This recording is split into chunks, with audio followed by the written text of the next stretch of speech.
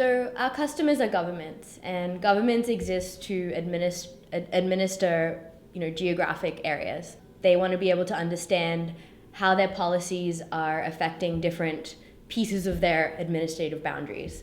From a citizen's point of view, citizens want to know answers to questions like, how safe is my neighborhood? Or where should I buy my house to have access to the best schools, or to have access to good public transportation, or something like that. There are a couple of things we wanted to address with our new system, which is called Spatial Lens.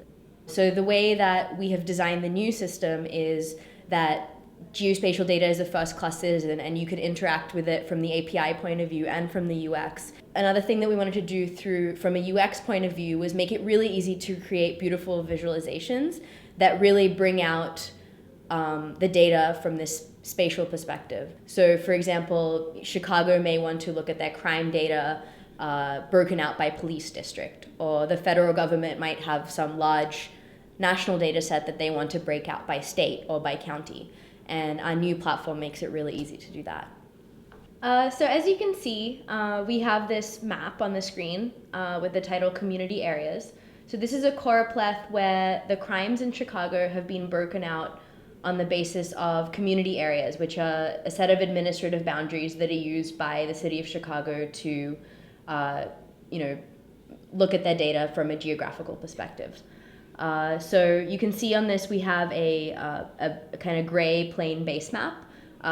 Customers will be able to change out this base map to whatever custom base maps they want. And as you can see, when I zoom in and I pan over different areas, I can see that these areas are labeled by name, and I can see the total number of crimes for each of these different community areas. On the right-hand side, you can see that there's a scale with a color gradient, where the lighter colors represent lower numbers and the darker colors represent higher numbers. So you can instantly see very intuitively the distribution of crimes across Chicago around different community areas. And in each box, I can see the totals. Now, this whole new UX uses the concept of cross-filtering, which means I can filter on another card and I can see the effect of that filtering on another card. So for example, maybe I want to see this map but filtered down by a particular crime type. So I might pick out something like deceptive practices, and I can see on that bar chart that there are 186,000 total deceptive practice records for Chicago.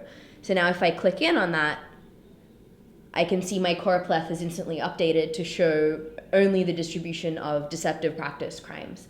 And here I see a slightly different distribution where most of the deceptive practice crimes are actually centered in downtown Chicago. So that's an interesting insight that I can pick up about how crimes are distributed geographically. That is just instantaneous and something that would take me a really long time if I was just sifting through the raw data as a spreadsheet.